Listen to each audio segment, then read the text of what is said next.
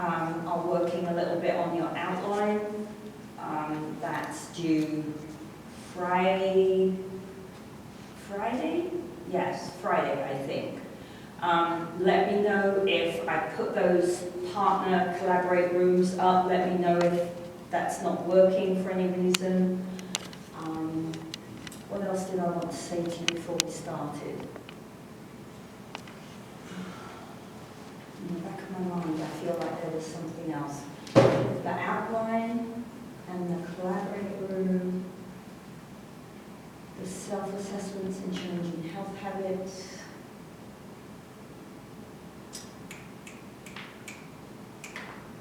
Nope, it's gone. Okay, if it comes back to me, I'll drop you guys an email.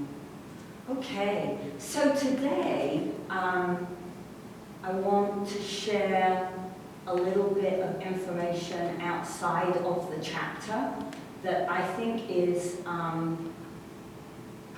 well, A, it's fascinating, at least to me, hopefully it will be to you as well.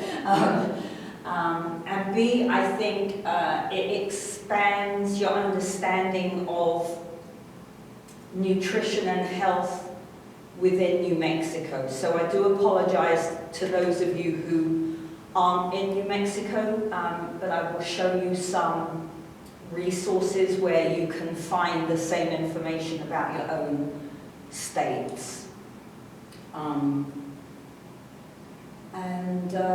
Yeah, because New Mexico is in a pretty dire state when we look at health outcomes here for children and for adults. And hopefully many of you will come into the HPE program and join us and go out and be health, wellness, PE, physical activity specialists. And that would be great because we need those desperately in this state. So, and we're not the only ones, other states too. So the chapter on page 306 does mention the dietary guidelines. I just wanted to show you top 10 tips that you can find. Oops, one click. Here we go. So this top 10 tips gives us a good way of making good choices across our whole lifestyle. It's not just about nutrition. Right? It's about sleep, it's about medication, it's about physical activity. Right? Think back to the model that we had in chapter 1. I know that's a long time ago, but try to think about that model we had of wellness with those interacting and overlapping domains there. Right? We want to try to look at the big picture, not focus just on one part of that picture, okay? So the dietary guidelines are obviously more about your nutrition and what you're eating, but add them into the toolbox, okay, rather than isolate them on their own, okay? This list has a lot of scientific support. Right? There's a lot of evidence in the literature to show that these statements that are made here are true and honest, okay? Which is always important because we get told lots of different things. So you want to go to good resources when you're looking for information like this. You've got the Department of Health and Human Services. You have the Center for Disease Control, the American Heart Association, the USDA for Food and Agriculture, right? All of those sites have really great information about nutrition habits, okay? So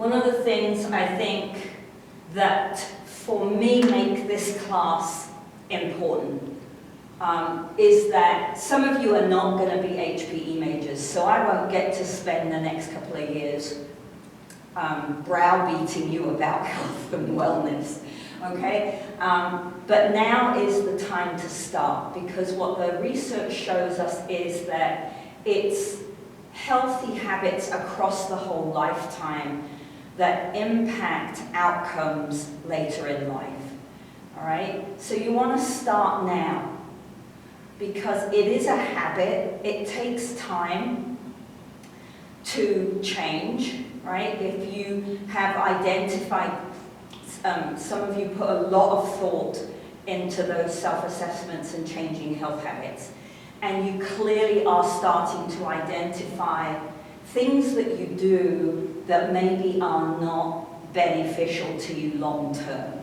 right? They might not impact your health right now, today, but if you keep those up over time, you're not going to be healthy as you get older, right? So that's really, for me, that's one of the key things about this class is, can I get you to start thinking about changing now?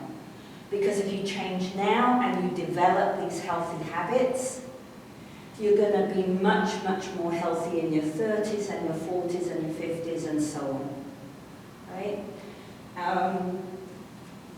So being able to identify what is healthy and unhealthy to eat. No one's saying don't eat unhealthy food. Sometimes, right? I would never say don't eat that delicious chocolate cake ever, right? That's insane. Why would you do that, right? But don't eat donuts for breakfast every day. Okay? It's shocking to me that the donut shop opens at 4 o'clock in the morning in town, so that because people are driving through and getting breakfast, donuts every day, McDoo-doos every day, right? No, it's a treat, right? Maybe once a week. It's a treat. It's not an everyday life habit, right? So we want to look at healthy eating patterns that work for us. Okay, the strategies that I use might not work for you. You have to develop your own patterns that work, that you can stick to. Okay, so we need to have a variety of vegetables and fruits and different proteins and grains and oils and fats. Right? No one would ever say don't eat oils and fats. That's not healthy. You have to have some. Right?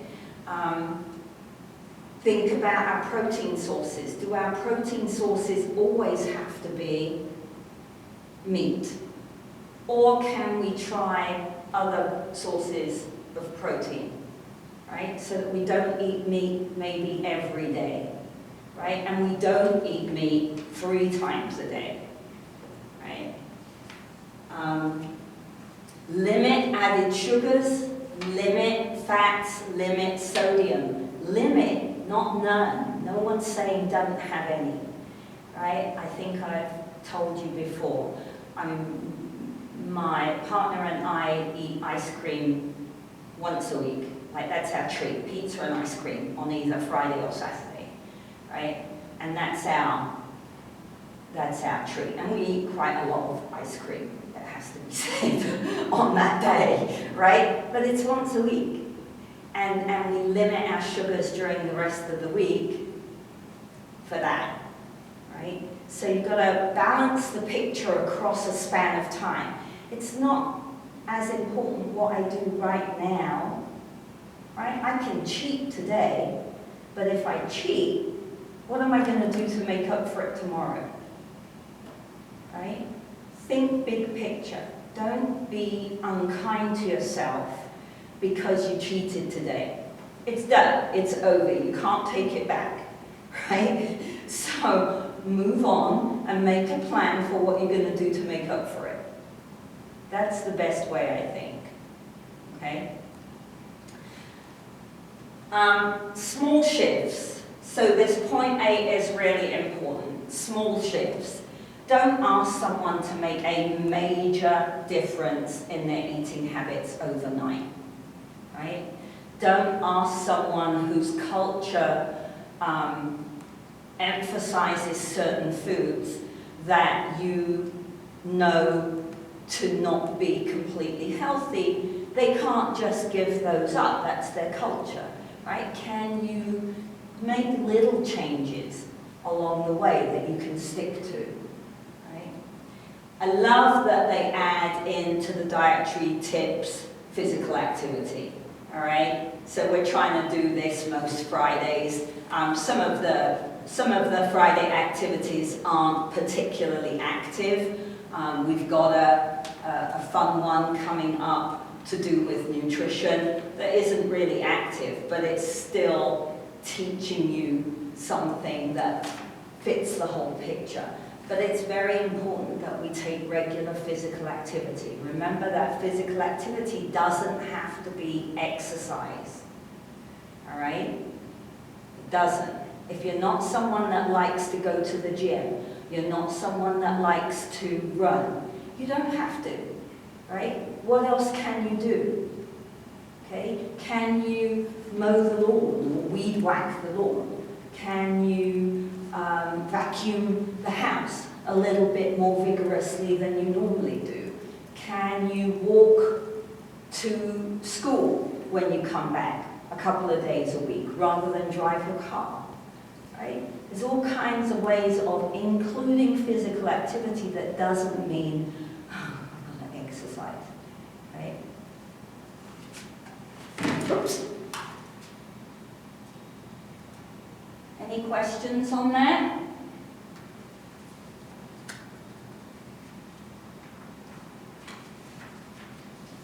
No, ma'am. No? Okay. So, I love this. Since I'm a toddler preschool, I'm an early childhood geek, so I really love this. The New Mexico Department of Health have a particular area on their website that is for healthy kids. And they've come up with this challenge and all these different characters. So number 5 is Yazzie Bear. Eat 5 or more fruits and vegetables a day. And then 2 is Carlita Coyote. Trim screen time to 2 hours a day. 1, Betty Bobcat. Move more, be active for at least an hour a day. And then 0, 5210, Hop Rabbit. Drink lots of water every day. And then, just for fun, Dinky Raccoon. Just try it. Just try it. Right? What I think is interesting about this is recommendations for school teachers, parents, daycare workers, you know, to try to create, because what we see with young children, preschool, kindergarten, early elementary, although by the time they get into elementary, we're starting to lose the option to manipulate their habits. But if we can create better habits at that age, those habits carry forwards. Right? So we have this window when they're small to teach them to enjoy things that are healthy. Right? So we spend a lot of time talking about fruits and vegetables on the playground as they do in the classroom.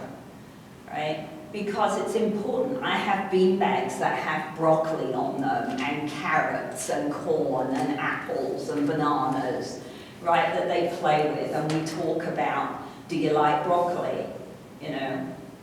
And it's surprising because we're working at a high-quality childcare center on campus. A lot of the kids will go, oh, I love broccoli, right? But if you ask kids in a low-income center, they may never have even tried broccoli. Or they may hate broccoli, right? One of my sisters hates broccoli because my dad always overcooked it when she was young and it came out of the pan yellow instead of bright green. Well, see, you can't blame her for hating broccoli. It's not meant to be yellow. Right? So this is geared towards young children. But I want you to stop and think about, do you meet this every day or most days? Right? Do you eat 5 or more servings of fruits and vegetables every day? Right? Could you trim your texting, FaceTime, Instagram, TV down to 2 hours a day? Right? Can you be active for an hour every day? Now, not an hour at one time, but an hour across the day. So think about your own lifestyle. Do you meet the recommendations that we're trying to teach small people? Because I eat what I consider to be a very healthy diet. There are days I don't eat 5 servings of fruits and vegetables. Now my definition of a serving might be too large, so that might save me because I'll heap the broccoli on my plate. So it's probably actually the equivalent of 2.5 servings of broccoli. And I think of it as 1 serving, right? But yeah, see if you can do the 5-2-1-0 challenge for a couple of days and pull that off. I'd be interested to see your thoughts on that, right? It's based on the American Academy of Pediatrics recommendations for improving children's health, just the New Mexico take on it. Okay?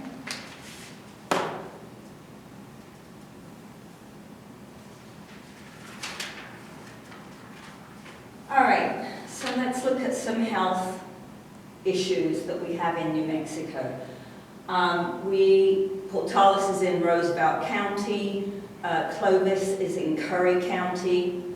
The data I have here, I'm generalizing a little bit because the data is actually the statistics for the southeast region of New Mexico, but we're in that region, so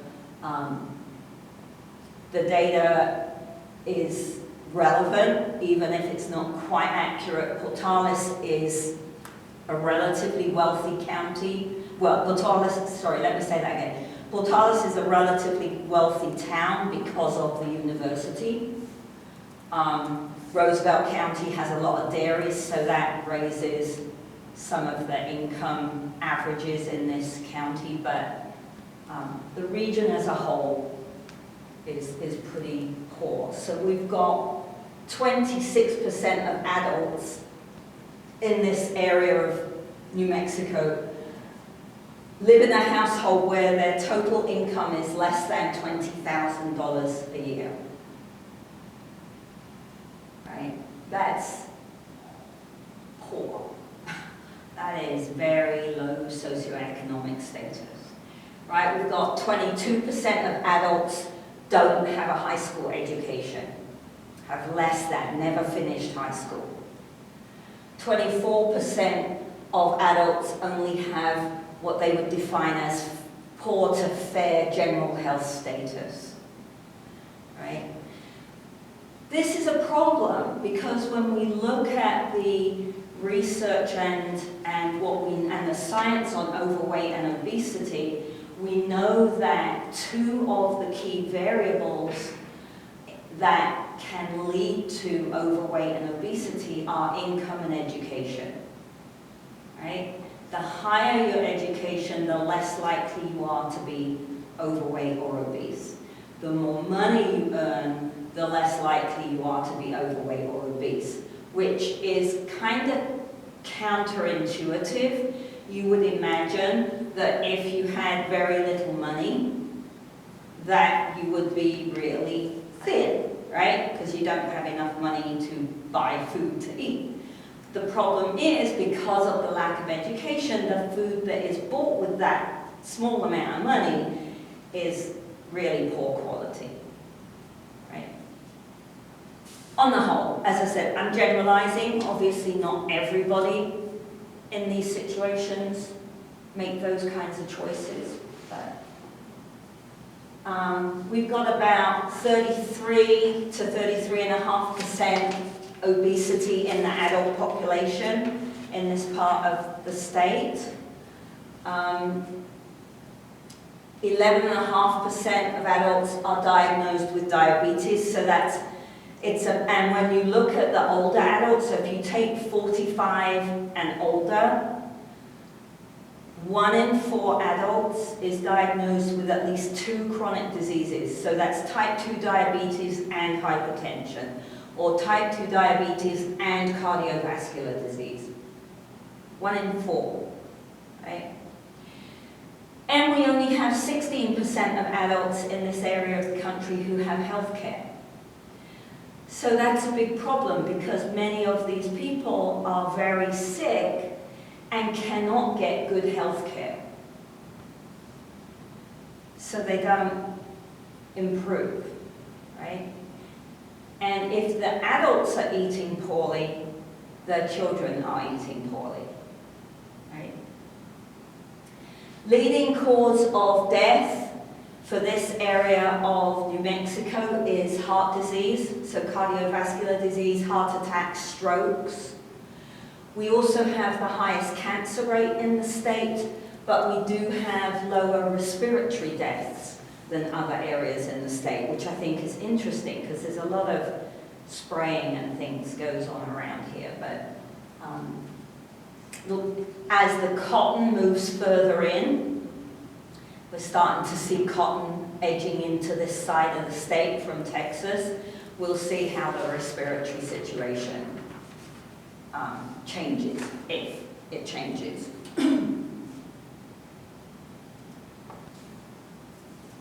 So what about overweight and obesity in our children, right? So 9 to 12th grade, we've got about 6.5% living in unstable housing. So that means they're moving, parents are renting, they run out of money, they can't pay the rent, they get kicked out, they live in their car for a few weeks, they get a short-term job, they get some money, they rent somewhere else, it doesn't last very long, right? So these children are growing up in very unstable situations. 20% or so of children and youth are hospitalized at some time with asthma issues.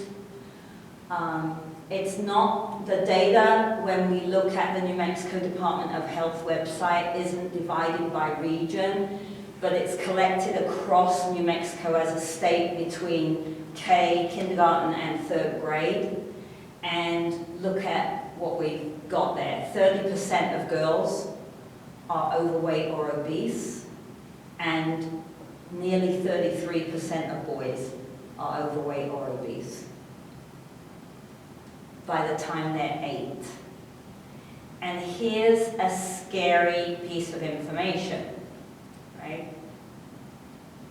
The research shows that if children are overweight or obese by the time they're 8, they are very, very likely, significantly likely, to become overweight or obese adults. So we've already lost the battle, is the point, right? Because we've got 30 to 33% of 8-year-olds in the state that are overweight or obese. Those children are going to struggle for the rest of their lives to be healthy. And I get a bit uptight about this situation because I'm an early childhood specialist. These children didn't do this to themselves, right? They don't buy the food. They don't cook the food. They don't dictate whether they go outside to play or not, right? Adults did this to them. And they're going to fight this for the rest of their lives. Right? We have to change this picture. We have to. And the only way to change it is to educate people in how to be healthy. Right? So that's why this class feels like a last-ditch attempt to me to try to reach out to you to say, look at your habits. I'm not judging you. I'm just asking you to look at your lifestyle. Look at your belief systems. Look at what you do and don't choose to do, right? This is the time to try to make, this is probably your last chance to try to make changes, okay? Because once you're out at work, you're too busy to change habits, right? So I want to show you something here.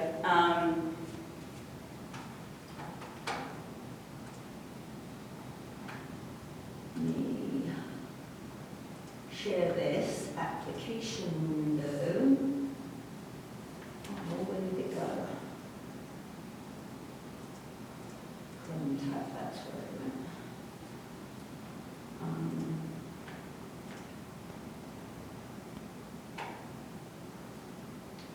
So can you see this Office of Disease Prevention and Health Promotion window? Yes. Yeah? Okay. So this is, you might have another class where this would be a useful resource. This is looking at the Healthy People 2020 information, and there's not a standard definition for this idea of housing instability. But as I said, it can be involved with trouble paying rent. It could be overcrowding. So you could have grandma, granddad, mum, dad, and 5 children living in a 1 or 2 bedroom apartment, for example. It can also be having to stay with relatives or spending. One of the key ones I think that's interesting is if you're spending greater than 50% of your household income on housing. So if we look back to the statistic that said that 26% of adults are living at less than $20,000, then $10,000 at least is going on rent or housing of some description. That only leaves $10,000 for the entire year for food, car, whatever else, clothing, right? That's not a lot of money, okay? So this website has some really fascinating information about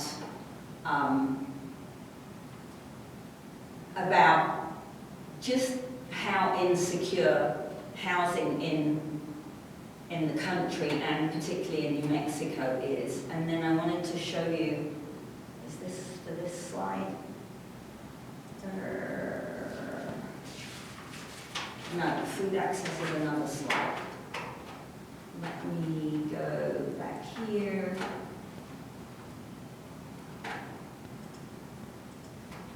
And show.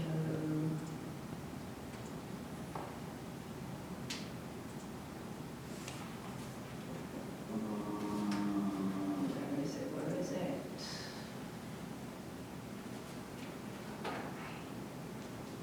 because I've got it in the wrong. Okay. No, and that's for the nutrition. Hang on.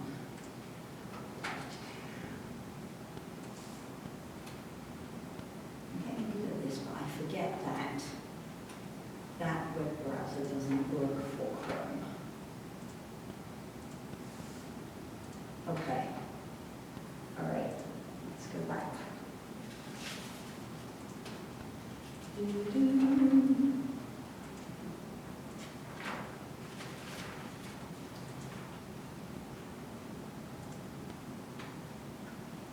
Okay, last little bit of information.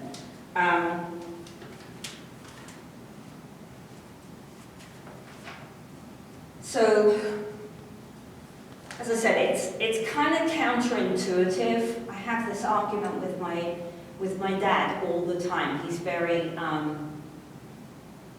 unempathetic, would be a kind way of putting it, I think. That if I don't have very much money, what I choose to buy to eat tends to be packaged food that's quick and easy to make, because even though I don't have very much money, I'm still working 12 or 14 hours a day for that not very much money, right? And I've got to feed kids or I've got to feed myself, and it's easier to grab something out of the freezer and shove it in the microwave than it is to make time to cook something from scratch, even though cooking from scratch would be cheaper and more healthy, right? It's not just about the money. You've got to look at the whole lifestyle, right? So, one of the things I love that we have in New Mexico is this weekend backpack program. So we've got at least a quarter of children and youth in this state who are what we call food insecure. And food insecurity has, again, many variables, but it means that they're probably not eating 2 or 3 times a day. All right? The national average is 17.5%, so we're way over the average for food insecurity for children. We've got about 70% of students are in an income bracket where they get free or reduced price lunches at school. Okay, so that's a huge number of children living in very poor, low socioeconomic situations. And then if they're getting food at school, that's often the only meal they get in a day, if they're food insecure, right? And then you've got to look at the quality of the food that we're providing in school. So the picture is massively complex. Right? It's massively complex. So the backpack program is super. It provides food for students in schools that may not have enough food at home for them to eat for the whole weekend. So that's a problem. If the main or only meal they get in the day is at school, that means Saturday and Sunday they don't eat. Right? So the weekend backpack program is trying to send them home with a backpack full of food so at least they can eat over the weekend. Right? It's an amazing program. It's gut-wrenchingly sad for me that it's necessary to have a program like that. I mean, this is the richest country in the world. In the world. Why do we have children going home who won't get to eat for 2 days? How does that happen? Right? That it makes no logical sense to me whatsoever. So, yes, I get a bit upset about it, as you can tell. Which one do I want to show you first here? Let me show you Feeding America.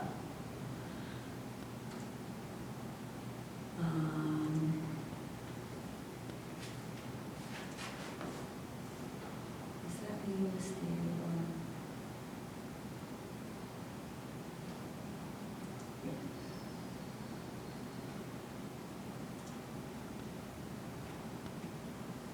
No. Okay. So Feeding America is an organization that you can send donations to. It provides information for people to find a food bank if there's a food bank close by.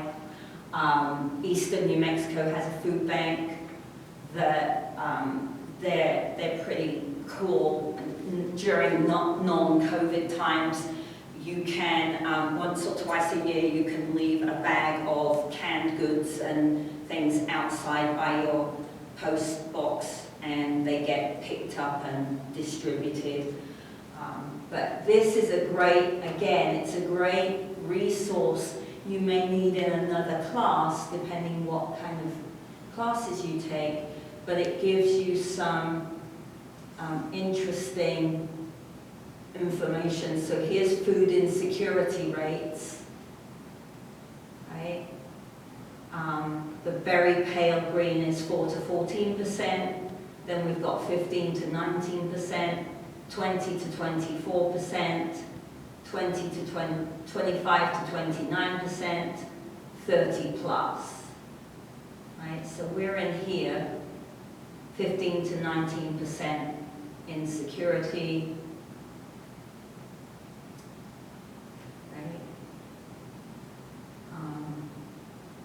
So it gives you all kinds of information about what does this mean. Like on campus even, we have a student food program because we have students coming to Eastern New Mexico who don't eat every day or don't eat more than once a day. So we have a food program on campus for students as well, so that they can go and eat in the cub and not have to pay to go and eat in the cub and things like that. So, I mean, it is a drastic situation in this area of the country, right? It's not something to take lightly, in my view. And then the last piece of information I wanted to give you is this idea of a food desert. And there's a lot of information at this website.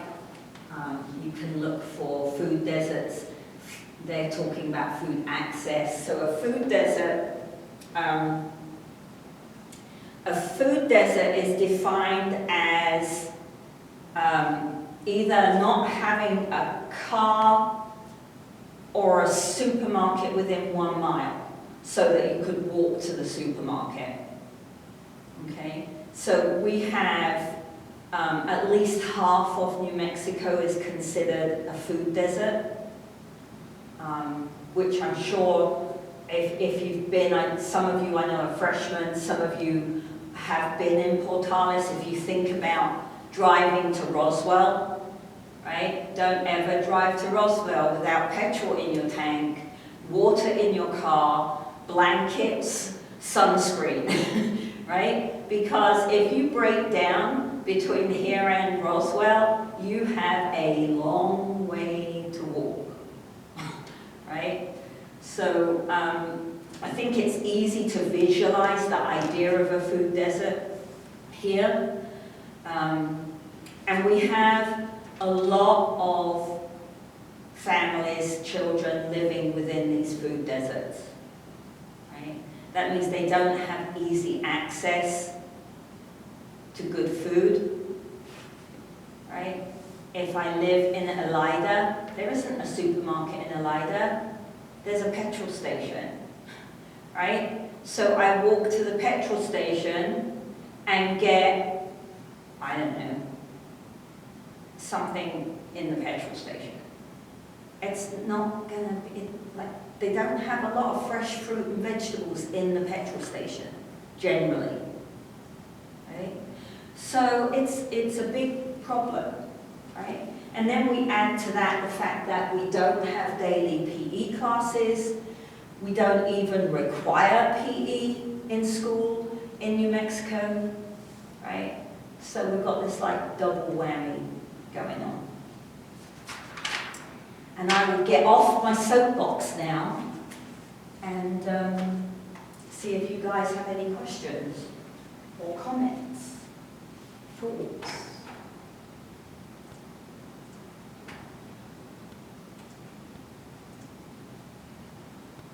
What do you think about that? Yes, ma'am, I had a question, Dr. Wall. Sure. Like in your personal opinion, how do you think it would affect if we did require everyone to take those courses, like those PE courses, due to, you know, having everyone have the ability to have the opportunity to take those classes? Yeah. Do you mean in school? Yes, ma'am. Yeah. No, I think it's hugely important that for many reasons, which you'll discover if you come and join the program and get to take some other classes with me. But we have, there's a very strong link between being able to move well, right? So being able to throw a ball well, being able to catch, being able to run, with proficiency and later health outcomes. So if we don't have PE, then children don't get to learn certain movement skills that would be beneficial later in life. Or they don't get to learn to love to move, right? In some places, I'm not sure if New Mexico is guilty of this, but certainly Georgia, there are states, there are counties in Georgia where the kids don't get PE or recess. So that's the first point, is without PE, it's very difficult to develop competency in motor skills that support moving for the rest of your life, right? The other thing is that we have piles of information now that looks at the link between physical activity and academic outcomes. So we see that when children come in off the playground or come in from PE, that their attention span and their academic work improves for the following hour or so, right? So not giving them PE doesn't help them in the classroom. It doesn't make them better readers. It doesn't make them better at math, right? And if the PE and the classroom teachers collaborate, you can teach math and reading in your PE class and support the work that is happening in the classroom. So there's like multiple variables that we have strong evidence to show that taking PE benefits a wide variety of things for this child, right? Let alone health, okay? They should be active for at least 60 minutes a day, every day. How do you achieve that without PE, right? It's unconscionable in my view. You know, we have to, you know, it's one of the reasons why I don't get to vote. I buy the necklace to say vote, right? Vote. Get registered and vote, because you're not just voting for the person at the top of the chain. You're voting for school boards. You're voting for city councils, right? You're voting for people who will impact whether kids get PE every day. Right? I can't vote. Not here anyway. You know, you have to use your voice. I mean, it's vital. And the more that school systems are dictated by their academic scores, the more pressure there is on them to cut and cut and cut, because they don't look at the bigger picture and go, oh, we shouldn't cut, we should give them more movement time, because then our scores would go up. That's my opinion. for what it's worth.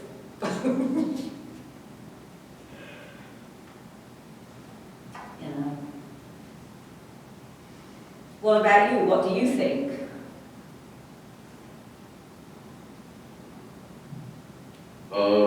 Pretty much on the same page, because without the ability to have the access to exercise, like, it's not something you just know how to do. So being able to have someone teach it to you through school and just ability, you can take that further and do it on your own time. And it's not like an elementary school kid is just gonna learn how to throw a ball or, you know, just the essential stuff that is taught in those PE classes. So without those PE classes, it really gives people the disadvantage to actually exercise and be mobile. Yeah, no, you're absolutely right, you know.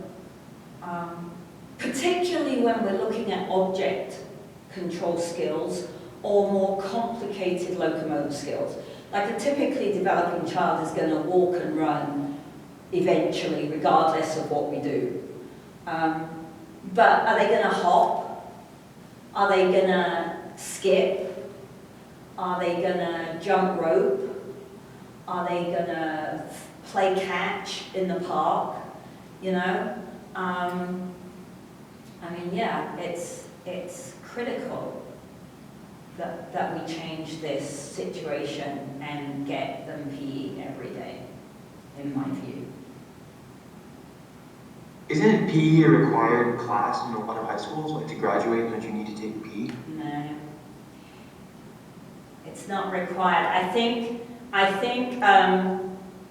think what's required is you have to have like 1 semester of PE throughout. It's required here in Texas that we have a PE credit. Yeah, but 1 credit, right? So you want them to have PE class every day or every year instead of just 1 semester or Yeah. 1 credit? Yeah, PE every day. Every day for Okay. everybody. Yeah, I know. And here's what's interesting is when you come outside of the school system. So this is my 15th year at Eastern. When I came to Eastern,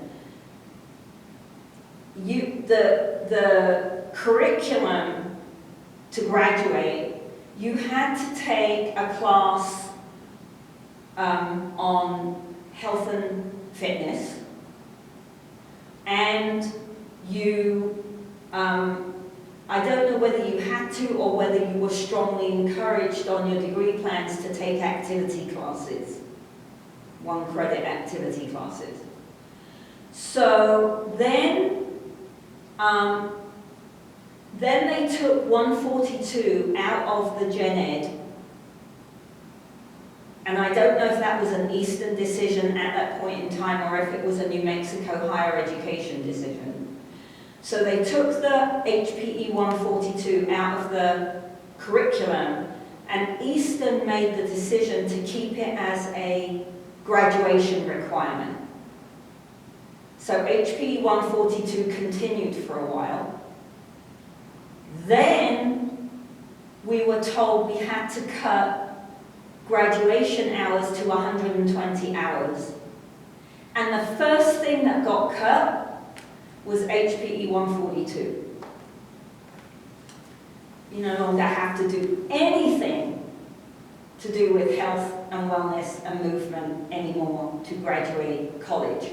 And we not only have research on school-age children, we have research on college-age adults that says this is literally your last chance to develop these movement habits, because once you go out to work, you're too busy. If it isn't a habit, you won't develop it.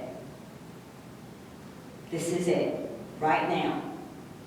And we have cut every requirement in the past 15 years for you to have to take anything to do with movement in school during your 4 years here.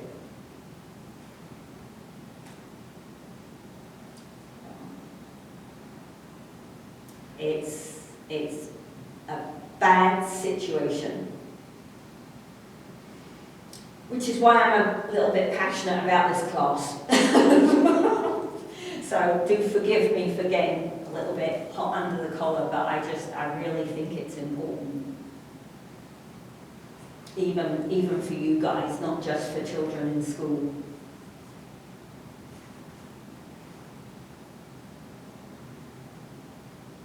Anybody else? What time is it?